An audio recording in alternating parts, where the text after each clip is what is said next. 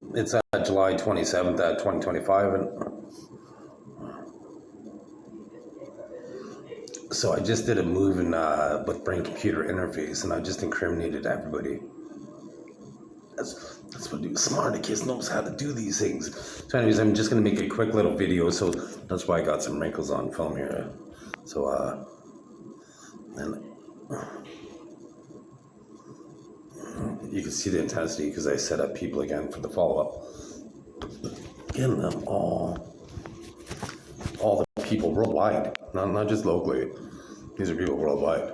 So anyways, so I'm just gonna make a quick little video. So basically, we learn 5 different ways when we do things. We learn by watching, by doing, by writing, by reading, and then by listening. Those are the 5 ways that the human brain learns, right? So that means it's like, if you could imagine now, if you try to learn all at once, like if you're trying to study for your exam and you're trying to cram in a bunch of information, it's like pouring a whole bunch of water on a pot, right? So it floods, right? So it takes a while for that information to absorb and seep into the soil, right? For you to absorb the information. So I just set them up again, and then with the follow-up ways to set them up. So anyways, so because people play these roles when I do this. So links in the chain, Google Splices, and then getting all perpetrated. So anyways, so we once again, we learn by watching, doing, listening, reading, and writing, right? So that's why people that go to university, they don't do too many labs, right? There are some classes where you do labs, but most of it's just the 4 elements of learning, right? Whereas if you go to community college, you'd have the 5th element, and where you learn by doing, right? Where you practice, basically. You practice what you learn, you reinforce what you learn, right? So like that being said, so in baseball, you might, this is something that I personally would do, because I taught myself how to how to play baseball by self-hitting, right? Because I would practice by myself.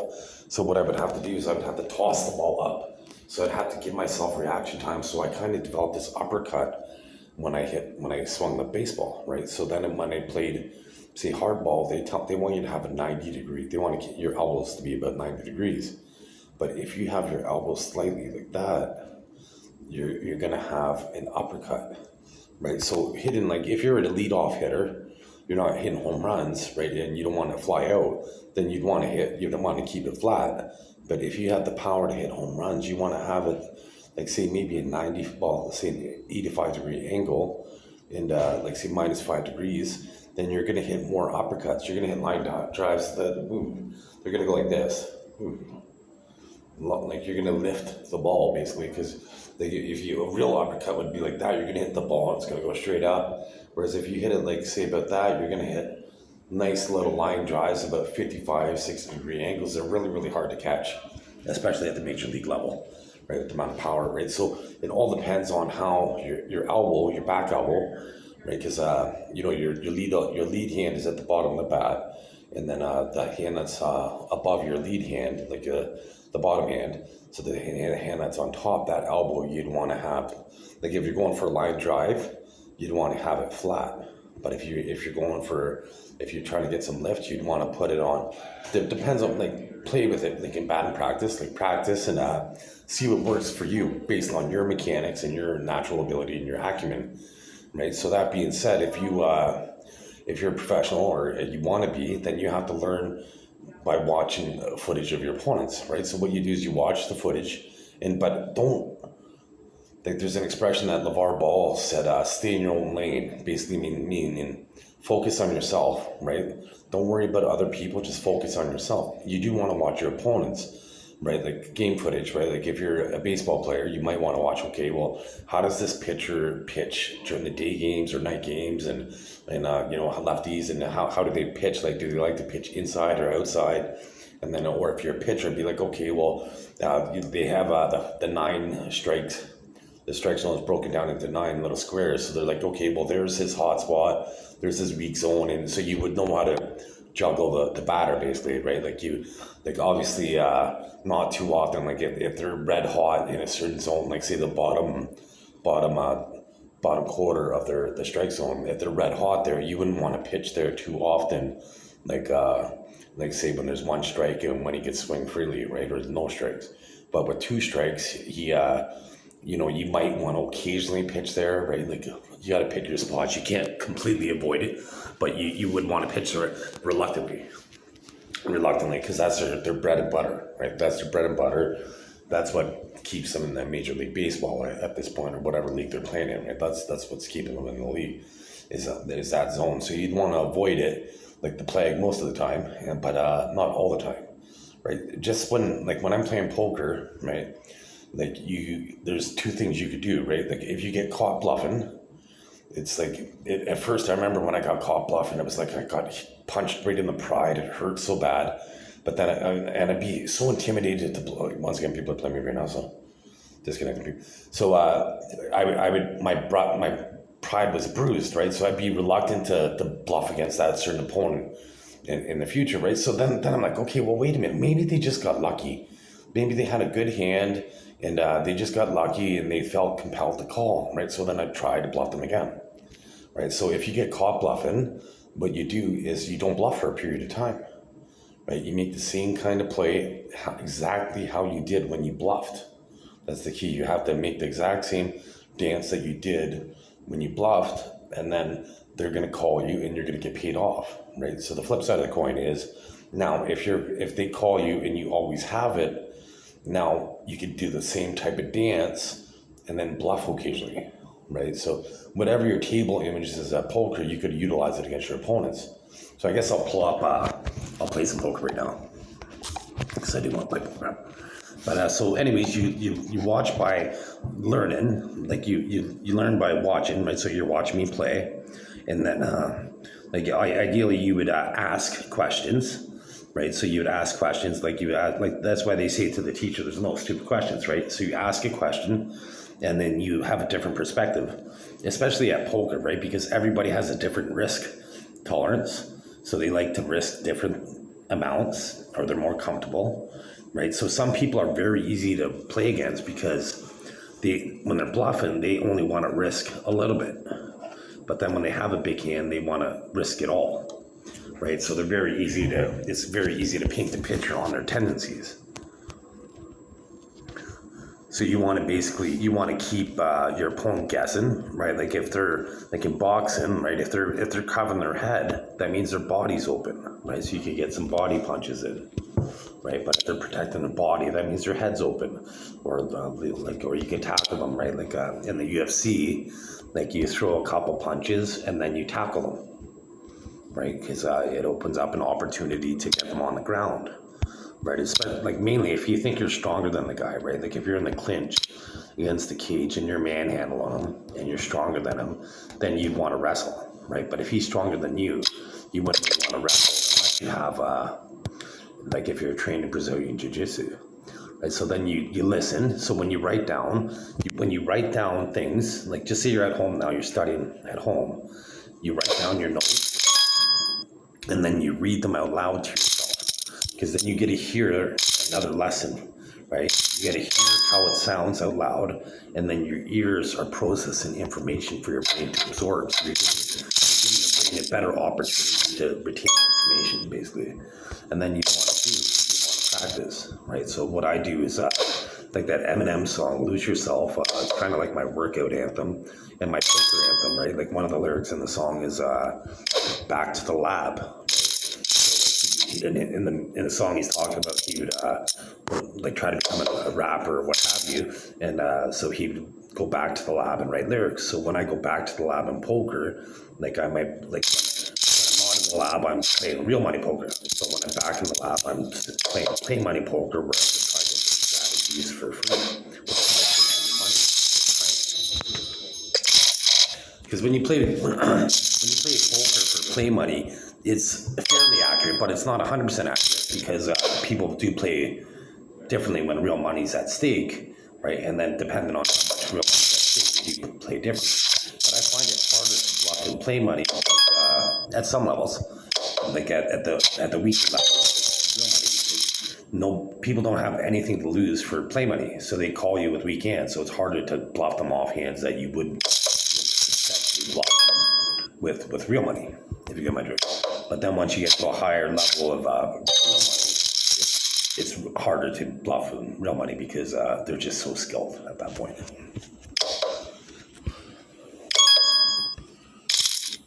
Because in play money, all they have is their pride to lose, right? It's not like they're losing real money, so they it's harder to bluff and play money psychologically because of that, right?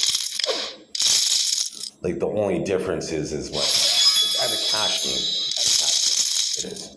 But if you're in a tournament and say after, like, just say it's a tournament, there's 1,000 players in the tournament, and you've been playing for about an hour. At this point, everybody's playing pretty serious, and they're committed to, like, psychologically to play like real money. It's like they're playing like it's going to be a legitimate. But like, say now, flip side of the coin is now it's a 12,000 player tournament. Within the first 10 minutes, everybody plays weak, and some people aren't committed. So whatever you play, you can't bluff accordingly. Like, it would be harder to bluff in play money because they're going to call you for the chance. But once they've, especially in a play money tournament, once they're in the money, then it's harder to bluff. Then it's more like real money. People are committed; they want to win at that point.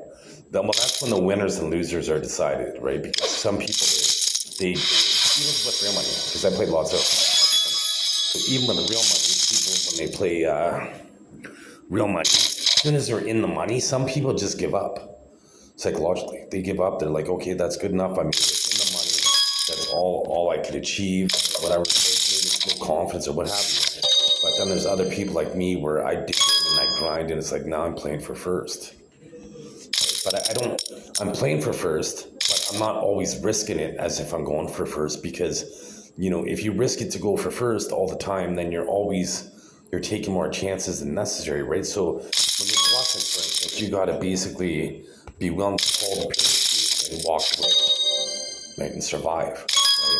So like right here, like there's a potential 4 of a kind, full house. And I have top pair, but I have the worst possible kicker, right? So it's a good pull, even though likely I got bluffed by the guy that bet, right? But it's usually this guy that beats me. This guy, usually I have their number where I'm like, okay, they're bluffing. I have them beat, but it's the other opponent that reacts after me that usually takes my money. And it would have happened in that scenario because he had the straight. But that's usually what happens. When you watch somebody, their tendencies, whether or not they're likely to bluff, right? So this guy seems to be very loose. And he got lucky there. But I'm kind of hoping he wins because he's a weaker opponent. They're a weaker opponent. How aggressive they were for 2 games in a row. It's one thing to be aggressive in Texas Hold'em poker, but to exhibit that type of aggression with 2 poor hands, 2 hands, indicates that they're a weak player. And they're only level 7, right? So they're not even a semi-pro level. Like mine is pro, he's probably semi-pro. So this person went all in last hand, so I have a better chance of winning this. Because in poker, right, the odds of you having 2 good hands in a row are slim, right? 3 hands even slimmer, right? So the fact that this guy went in pre-flop last hand, I knew I had a better chance of going in, like calling him this hand, right? But if I was even against poker, if I was playing at, like, say, $100,000 table and he did that, I would have made that call with the pair of 10s. But if he didn't go all in the hand before at $100,000 table, you got to fold your pocket tens, right? Because pocket tens are a weak hand when you're playing against pros. So it's all tendency, right? Like, it's all psychology. So it's how often they bet, how much they bet, and how much time it takes them to bet. When you bet, you're trying to get you're trying to either get them to call, fold, or raise. So nice hand. Like this thing pretty much knows my tendency. I was going to go all in there, but he probably would have called because he had top pair. But the bet that I made was kind of a weak bet. Like, but it felt like I might be able to win, so I did. So I'm just gonna fold. I have no chance of winning. I don't feel like bluffing since they call me bluff. So this is a scenario where the blinds go by fast here on this site, right? So this site, you can't really judge how it's say poker on this site, because it's like going through a red light and closing your eyes and hoping for the best, right? Because the blinds go up so fast that it's not really a skill game, because the blind structure is too fast, right? Like I don't even know what it is right now, but like I tell you, my next game, I can't even afford to anymore. I have only 6,000 chips. I need to have a legitimate hand, because I have so few chips that I can't even afford based on blind structure. But I do probably have the best hand right now, so I'm gonna go for it. So now, since I did get caught bluffing, I'll show them that I did have a good hand to kind of get more table image that so I can bluff again. You always want to develop a table image so you can bluff. Because people aren't, like, if you can imagine, like, you know, there's that game as a kid, you might recall Hungry Hippo, where you had the hippo kind of eats the marbles. But the way I look at it at the poker table is the pot is it's an alligator, and the money is in the pot, is in the alligator's mouth, and I'm trying to bluff or steal the money out of the alligator's mouth without getting caught bluffing, right? Because that's the whole point of poker, is bluffing to win. Right? So not all those non-against, but so that's the whole point of poker, is to bluff it, is to win when you don't have the best hand. Right? So that being said, when you bet in poker and you call, just because you put money in the pot, that money's no longer yours anymore. As soon as you understand that psychologically, you're going to become a better poker, because you're not going to be fighting for pots that you don't have a chance of winning. Like, see, so this person's been playing pretty well. They were aggressive at first, then they slowed down. But I had 6 possible outs there. Well, really, there's a queen on board, right? So if I hit my 10 on the river, I could have had 6 pairs. So really, I would have only been confident if I hit the ace. So that would have meant that there was only 3 aces left in the deck for me to have a hand, and there was 2 potential flush draws out there. Right? So really, I probably only had 1. Let's see what they had. I wasn't even paying attention to it, which suits they were. And it doesn't show me what I had, unfortunately. That sucks. I don't remember what suit my ace was. But anyways, like, just say I had, I don't think I had the ace plus of spades, right? So really, I would have only had 1 out that I confidently would have been able to use, because if I would have had the ace of clubs, he could have made his flush. If I would have had the ace of spades, he could have made another flush, right? So I wouldn't be able to confidently call with the top pair with a potential flush on board, because it wasn't a backdoor flush. Like once you get to a higher level of poker, backdoor flushes are pretty much the only time you get paid off flushes. A backdoor flush is if you have, say, 1 card on the flop when you see the 3 community cards, and then you hit the turn, and then you hit the river. So that's a backdoor, right? So those hands you usually get paid off on, because it's harder to put somebody on a flush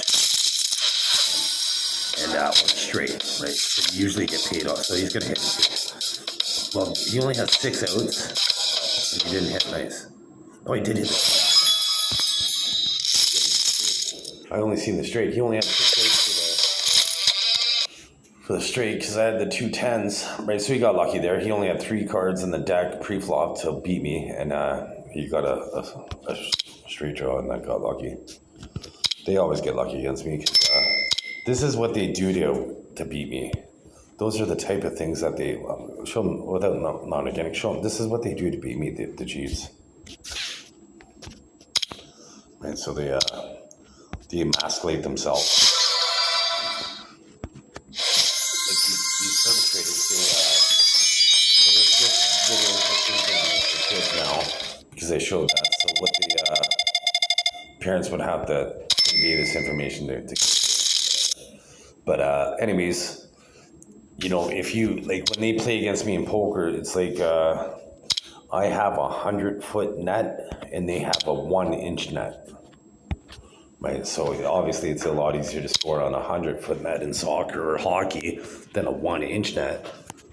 So they make it impossible for me to win, because they've reduced my odds considerably. They have, when I was on Poker Stars, they used to give me opposite odds. If I was an 86% favorite, all of a sudden I was a 14% favorite.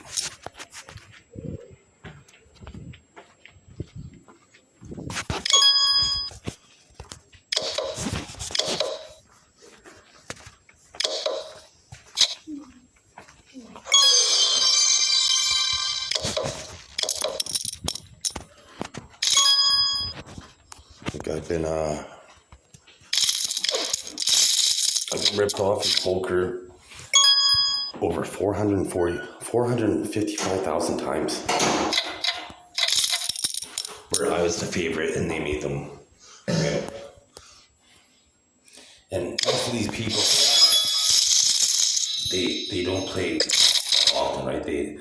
So they rigged the legitimacy of poker because people from around the world, the governments from around the world, they watch and see that it's poker and it looks like it's a fraud.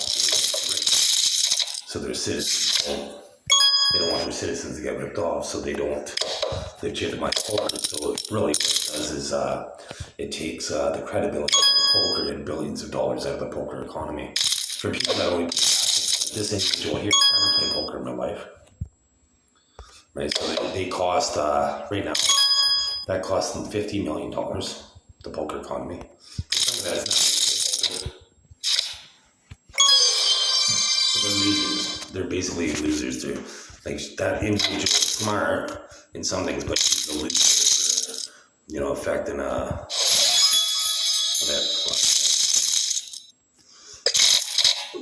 for, affecting, affecting the poker economy. But really, one second, I think, because eventually I'm going to be king of most countries, because unofficially I own their, this is how much the world's unofficially. Right, so I own most economies, so they're going to make me king, or I'm going to liquidate their economy. And so that means I'm going to legitimize poker, but each hand, like when you play cash games in poker, you're going to be paying taxes, and taxes kind of suck. Like, nobody really likes paying taxes, but nobody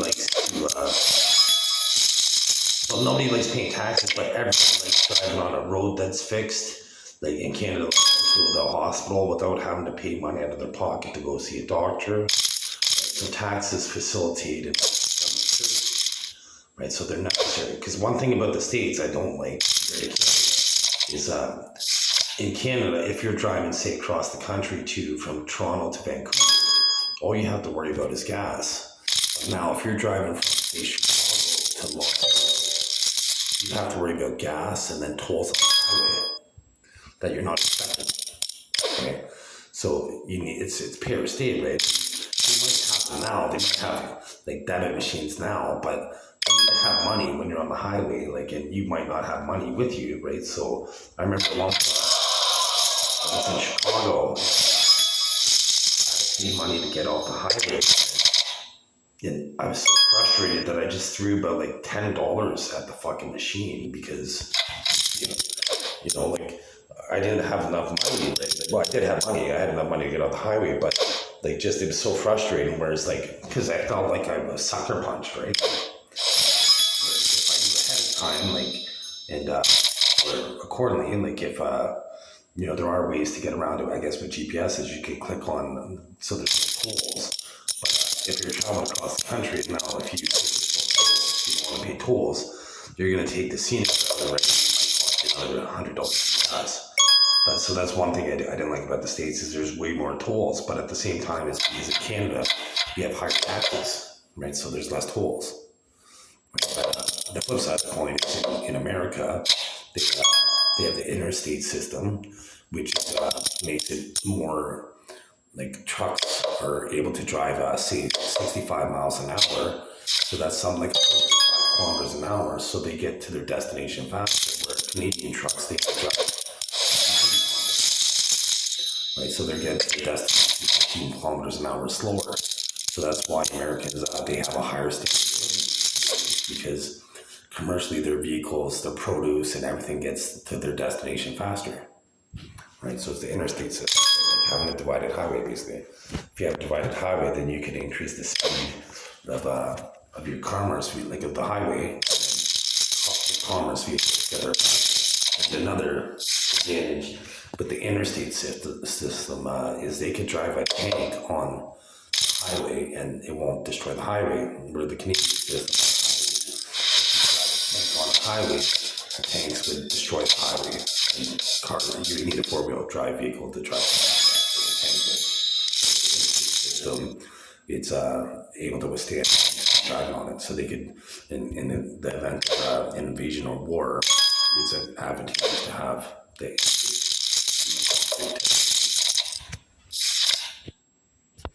right, because asphalt is like tanks just sink into it. It's like driving mud. So, and that being said, like with the States is like I like poker, right? So, you know, I was like in a cheap trip in the States is to Las Vegas, right? You can fly to Las Vegas really cheap, right? If you, Las Vegas is only 4 hours drive from Los Angeles, right? So if you're going to, I flew to Los Angeles in the past and then drove to Las Vegas. I kind of did backwards. I should have flew to Vegas and then drove to Los Angeles because it would have been cheaper, because Las Vegas, there's 40 million tourists that go to Las Vegas a year, so that means there's a lot of hotels. It's a cheap flight in the States, right? So, but from Windsor to fly to Windsor to Las Vegas is $700. But to fly from Detroit, which is across the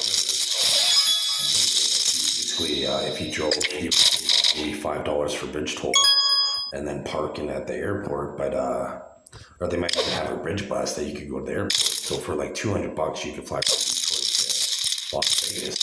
You save $500, right? But so you know, you're better off going to the States. But in Canada, the same flip side of the coin is like you can't fly from Toronto to like to Vancouver for the weekend. Like it probably cost you. Yeah, for this when I'll see what it costs currently to fly from Toronto to Vancouver, because and the equivalent would be say Chicago to Seattle. So I'll compare Toronto to Vancouver and then Chicago to Seattle and see what let's say Buffalo would be the equivalent, because Buffalo is about an hour away from Toronto. So I'll say from Buffalo to Seattle and then from Toronto to Vancouver. But I bet you like I'll convert American. Well, I'll find out what the American like currency rate is. It's probably about say $1.30 Canadian, probably about $1 American. I'll even convert it from American money, because if not, the American money is going to be lower, right? So it's American money is worth more, so it appears that it's cheaper. So I'll even do the conversion rate after this. So I'll just show you. So once again, when you're doing something, you want to learn by asking, then you want to practice, then you want to do, and then you want to coach, right? Once you learn, because you know the reasons why I make videos. At first, I was making these videos in poker, but then when you coach or you teach, you find that you learn, and you actually learn when you're teaching it. Because you learn, right? Especially like, I don't know, you get feedback, and now if you're a teacher in school, and you're teaching your students, there's going to be a student, some of the bright students that are going to ask you questions that are going to make you think, and you're going to learn more about the field that you're teaching than you would have by not teaching. You might be an expert, but sometimes there's an expression, there's no stupid question, but sometimes a student asks a brilliant question that you like totally profound and changes the whole thing, right? So then it forces you to learn, and then you teach that what you learn by teaching as well. You get to hear, like when I make these videos, you get to hear how it sounds, right? So I can hear if it sounds like it's good advice, bad advice, good advice, that's good. Then it's like anything. The more you do it, the more you practice, the better you come at it, and then the more skilled you become at it. Right? Like I told this analogy, like this joke where these people are, they're like thought that the egg came before the chicken, and before the egg. So, like I tell this sarcastically, I'm like, oh, super eggs, little legs. The no pop super eggs wings, and no pop super eggs head with this little beak, and this little tiny little beak. Right, so every time I see it, I'm gonna get funnier and funnier. Right, so then, anyways, the whole analogy, like with that egg before the chicken, it's flawed because I'm not gonna tell you the whole funny version this time. It's flawed because if the egg came out, it just would have popped out of the ground, right? And it would have got crushed or eaten. And the egg never could have came before the chicken, and it would have had to self-incubate, and that would have meant every subsequent egg, every egg that came after it would have self-incubated. So as most chicken or most birds nest are up in a tree, so they're not eaten by predators. So these people thought that the egg came before the chicken for thousands of years, but they never considered how would the egg get up in the tree, and how would the egg incubate itself. Okay, but I have most of the videos that are, I say that story, but I do it like fun. Like, oh, super egg climbs the tree, picks up 5 eggshell pieces. What did he have?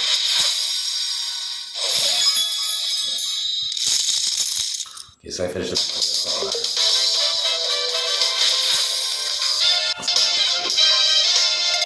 Let's see, but Buffalo to Seattle, and then Toronto to Vancouver.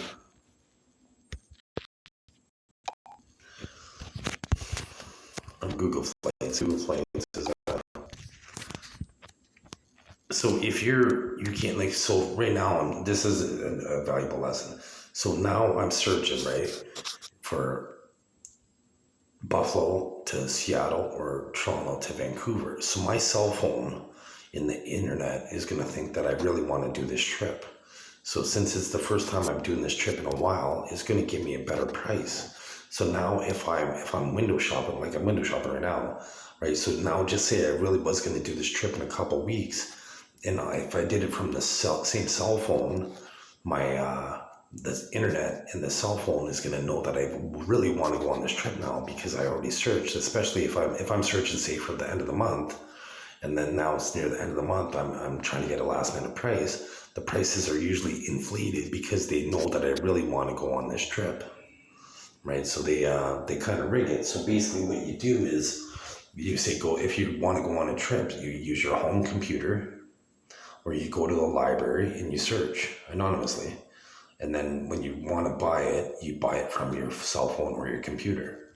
Then the artificial intelligence system doesn't know that it's you, right? So you'll get a cheaper price. So let's see, Buffalo to Seattle. Buffalo to Seattle. I'll just try to choose the same date. Flight hub, round trip flights. So I'll try flight hub for both companies, or both countries. So that's human hijackers because they consider countries a company, and then companies like McDonald's a country. So let's see. So that one is the date. So departing. So I'll just say exactly. So it's the 27th today. So we'll say 31st. Hopefully it's available. So the 31st, and then done. And so one is so 31st and return date. So I'll say 1 week, or no, this is, say it's a weekend trip. So this is Thursday. I'll say I'm coming back Sunday. So now Sunday would be, so go to August. So Saturday. So Thursday to Saturday then. Thursday to Saturday. So from Seattle to Buffalo started at $5.55 Canadian. So I didn't even have to convert the price. And so now let's see. So now I'll go from cancel this out, cancel that out. So now leave the airport from Toronto, all airports, so City Airport, Pearson International Airport, to Vancouver. I don't even know where the main airport is. Well, probably would be Abbotsford. So see the plane base. We'll go to Victoria. No, I don't even know the major airport. I'm just gonna find out the major airport is in Vancouver. Because that's the thing, like I flew to London, England, and I ended up in Gatwick, which was an hour outside London. And so you gotta be careful. So Vancouver's major airport. Because it's usually cheaper to fly to an international airport. So Vancouver International Airport, Richmond, Virginia. So what's their airport? Airport code. There we go. YVR.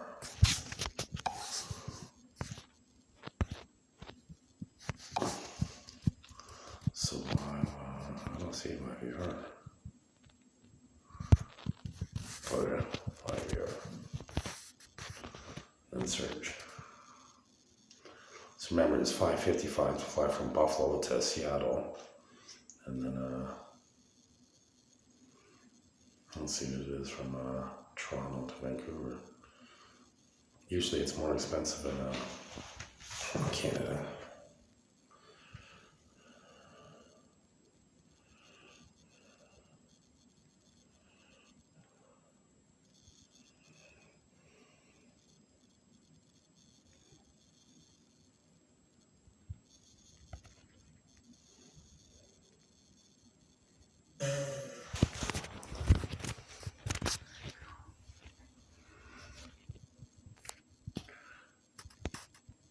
Okay, well, that's not too bad. It's $609. They could have changed that, and well, that's kind of good. If hopefully the Canadian government did change that, because that's realistic. That's decent.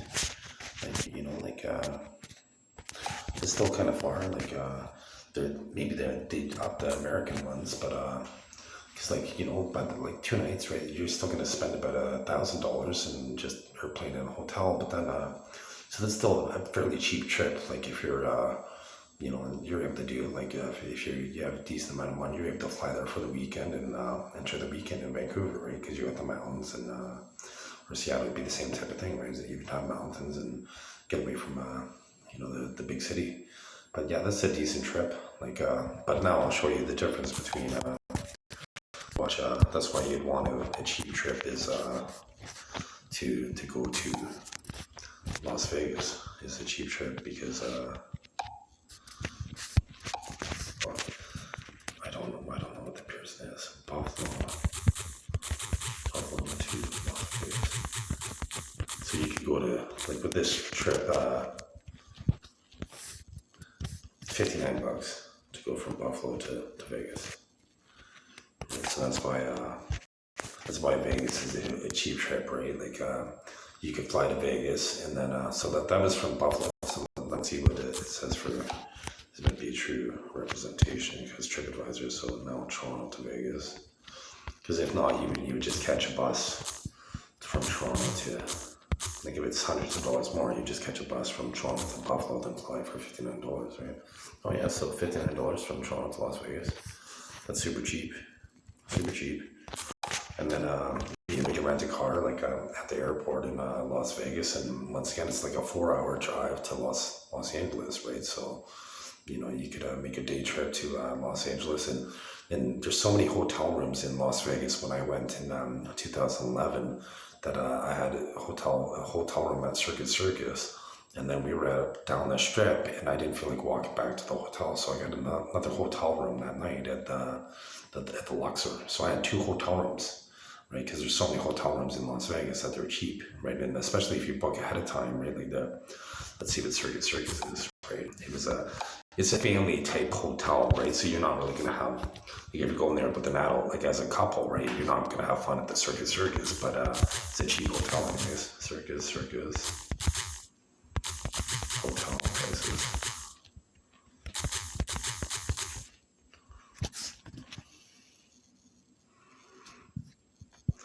As low as $29 per night, right? So that's like super cheap, like 29 bucks, right? Like that's like parking in New York City for a half hour.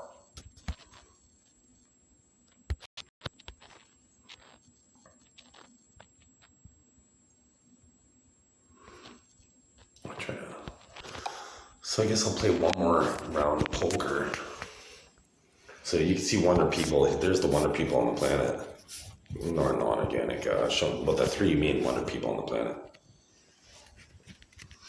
Right, there's a reason why Wonder Boy as a kid was blonde hair and Richie Rich was blonde, because I was blonde. Based on my DNA markers, like I have two, I forget the exact one. It's something like DS7820, and then something like CFP1P0 or something like that. They're called triallies, and the triallies mean that they're mutated genes, and based on those genes and my unique skeleton and my unique muscles indicates that I'm most likely a new species of human. There's been there's 500 species of shark right now. There's 11,000 species of birds. There's 3 species of human right now because I have 2 kids. And I had kids with, a woman that had basic generation 1 biology, right? Not basic, she had talent.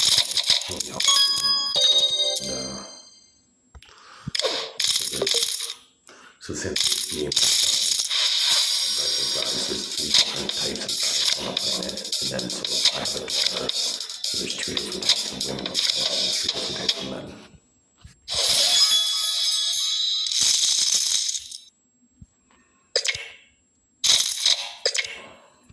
So good thing I didn't call with my pocket 7s.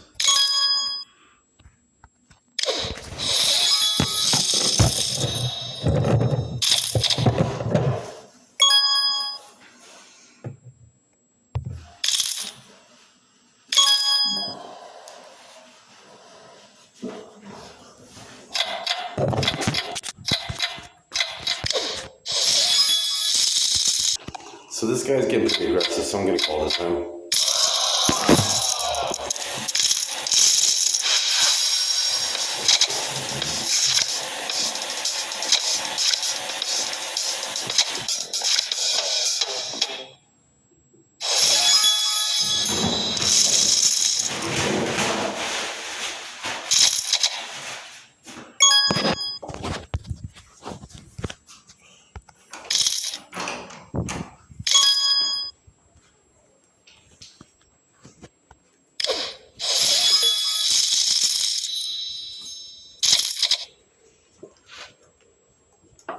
Get this guy's going on.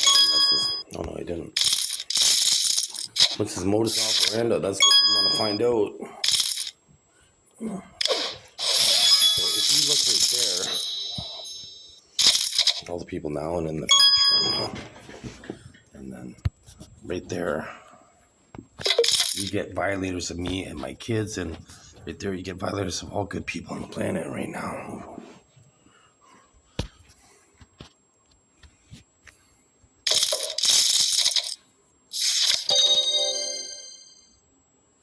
Well, this guy's level 13, so they're supposed to be pretty good.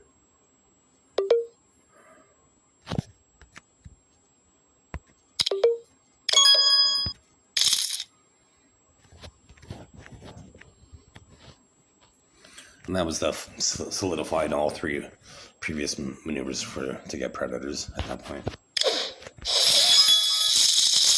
Show the 6.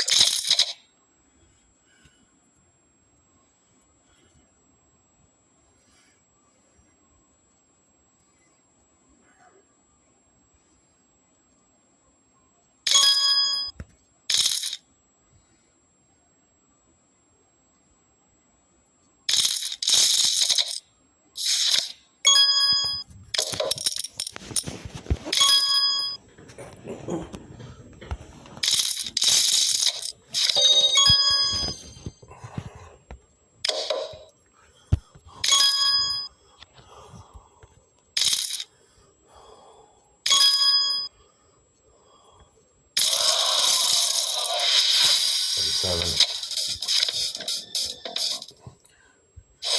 I don't really believe him, but I didn't really care money, so I didn't really care much.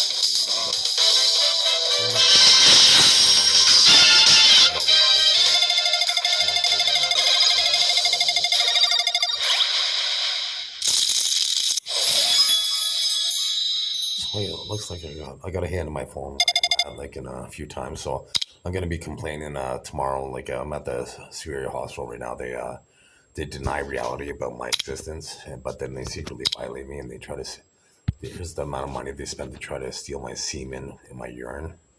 And my urine's acidic, meaning it destroys the semen. And so they spend money, but they say that I'm a problem, but it's because I have evolutionary DNA, so they raping my human experience. So right there, that's how often they lie about me. And all the perpetrators, and there's how many people tend to be that taint my name.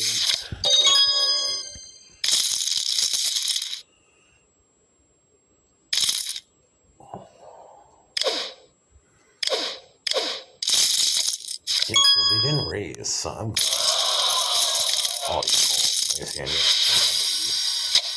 thought for sure he had the 8. He made a decent call. They did make a decent call because they had the 3.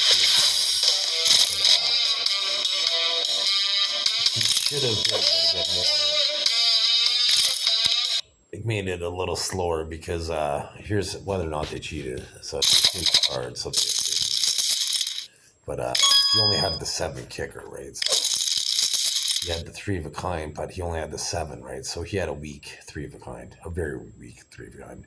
I could easily have had a full house or a higher, like I could have had ace king, and he bankrupt people in those situations. So like you do want to call occasionally, like you do make that call, but you do it reluctantly. And you don't always make that call. You don't make that call 100% of the time. But you gotta look at it. It's like, okay, well, when was the last time I had a 3 of a kind and lost to a higher 3 of a kind? When was the last time I had a 3 of a kind and lost to a full house? Am I due to lose this? And then it's been a while since that's occurred. Then you fold. Right? You run into those hands, and you're gonna lose occasionally with those hands, right? The more you play, the higher the likelihood of you running into those big hands. So you do have to fold those occasionally. And if you do fold it, you may have made the poor, like short-term decision, but a long-term decision indicates that you're a good player, even though it's a bad play. Like there's this guy last year, he showed me that he folded 3 of a kind, but how I played the hand indicated that I forget if there was a straight or a flush on board. There was a potential straight or flush, but I played it perfectly like straight or the flush. So in my opinion, sure, it was the wrong short-term decision, but it was the right long-term decision because most of the time the person has the straight or the flush at that point. So it indicated to me that they were a very good player. It was the wrong decision at that particular time.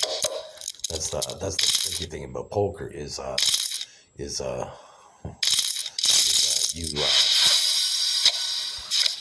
you know, just because something works more, it doesn't work all the time. So, like, you got to get that through your head, right? Like if your head's up in Texas Hold'em poker and you're in gold and with only one opponent, then you're 80% favorite, like against another pair, like against say pocket kings, you'd be an 80% favorite, right? So that means you're still gonna lose 20% of the time, 1 in 5 times, right? So 1 in 5 is terrible odds. Whereas you can make a skillful decision, like and win based on skill. I had a very good indication that I was going to win this hand by how quick they were checking and how there was nobody was betting, so nobody seemed to want the pot. So I wanted it more than them, so I won. That's what happens. Right? And then I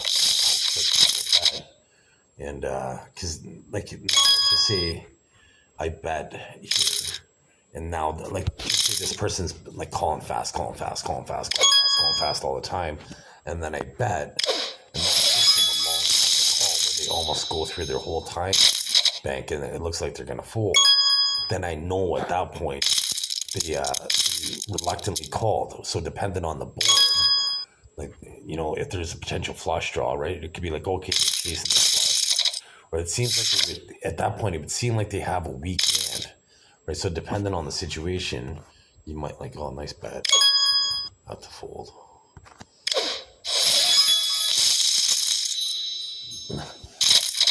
They most likely, I was gonna call, but because I only had 3,000 chips left, but that was a very nice bet that they made.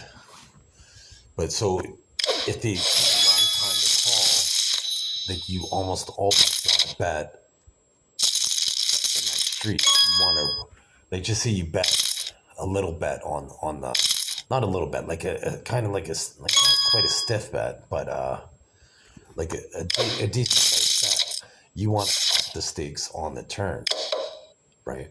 Or sometimes you can't do it all the time on the turn. Sometimes you check the turn and then you make a big stiff bet on the river.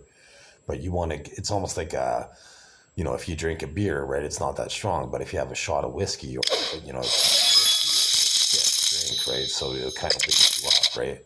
So if you make a stiff, strong bet, you're indicating maximum strength, especially if you escalate from the previous street. And they're reluctant on calling on the previous street, depending on the scenario. If there's a flush draw, I wouldn't always want to bet on the flush draw because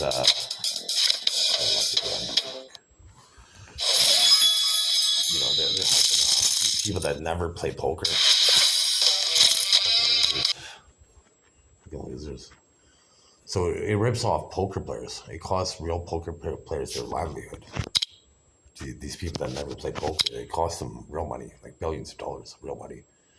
And so I think I got 6 months. Maybe I'll play one quick game.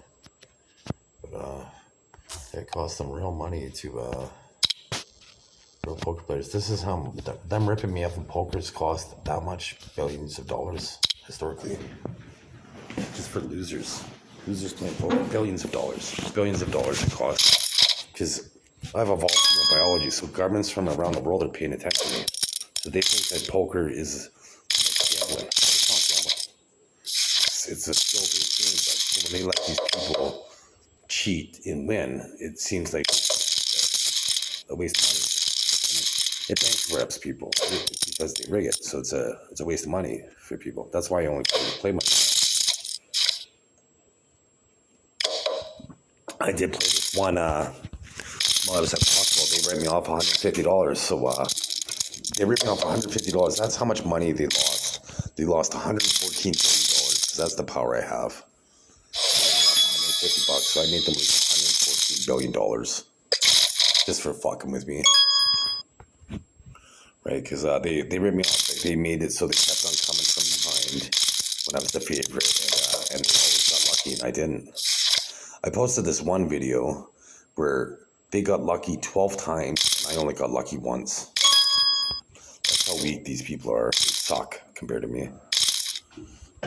So it's frustrating, right? Because they cheat, right? It's like, kids aren't playing poker. I don't care if you've never played before, you know, and whatever. Why are you breaking off my human experience, you fucking cheater? This is what they have to do. Right? They're fucking losers. System, like, I reveal all their criminal culpability right there and there for all teams. So now the system of death is going to hunt them down. That's what they get. Fuck about the man. I couldn't imagine. Like cheating and winning. They're proud to win when they cheat. Like, you're a fucking loser. You cheated. It takes no skill to cheat and win. Like, see, I expected to lose there. You gotta be a man. You gotta be a fucking man. And they're trying to play king of the world. I'm a man. I'm the king. So you gotta fucking be a man. Even if you're a kid, you gotta be a man. You gotta be tough like a fucking man.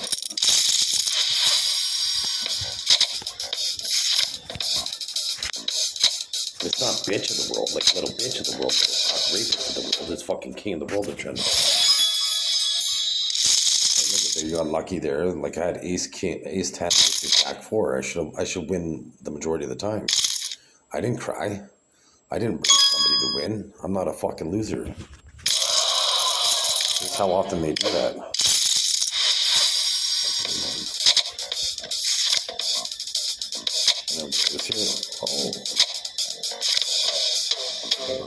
That was pretty obvious. I have 3 10s in the deck to make my hand. Right here. Oh, I didn't. I'm not out yet. Oh, nice. I could still win. The blinds are low. Low. There's this woman that looks like my former sister-in-law's mom in Dog the Bounty Hunter. That's what she looks like. So I call it Rhonda fucking... Or Dog Britain would be the name. Dog Britain. I guess that's what they were going for. Computer interface rape suits. They bring computer interface rape suits that people to they're adding subliminal porn to this. I'm posting it online so that revealing their DNA of all the people that they're setting up right now that they bring computer interface and rape suits. That means they were victims, dumbass. So all the people victims they would have their identity healed. Or hidden, but all the perpetrators that use rape suits, they would have their identity revealed to the system. If I can try to throw people under the bus for being a victim, you fucking monsters. You get put down for this. Like, once again, you thought you could fuck with me. You ripped me off $150. You lost $133 billion, you fucking human monkey. $113 billion. That's what you get for fucking with me, man. Right now, I would have about $20,000 on this website. That's why they did it. I would have about $20,000 on that website, and but they ripped me off, and, so they lost a whole bunch of money. So now you see more shipments worldwide because they remembered it and they pissed me off because they just throw people under the bus.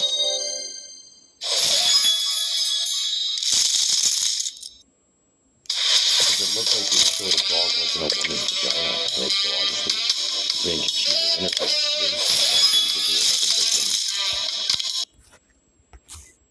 That's what that means. So anyways, that's the end of this video. So any subliminal porn that was added by an outside source by showing non-organic, without showing those people, showing my daughter's anatomy, but showing non-organic, the DNA of all the violators of myself, Christian Aragorn Meyer, and anybody that added subliminal anything, bestiality, child porn, or rape to my videos to prevent me from being acknowledged online with Bill C-18 in Canada, that censorship bill.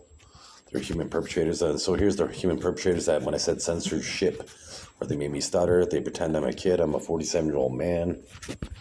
They're rapists that need to be put down.